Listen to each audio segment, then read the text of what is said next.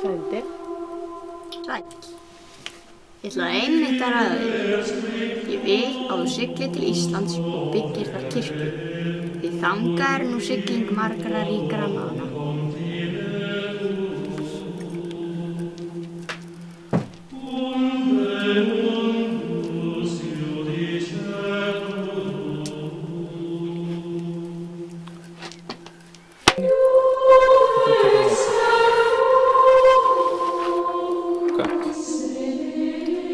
Ég vil þú hafi þessa hluti með þér til kirkjugerðarinnar. En mundu að á Íslandi iðka enn menn hinn heiðna sið. Geym þú trúar þínar sem best.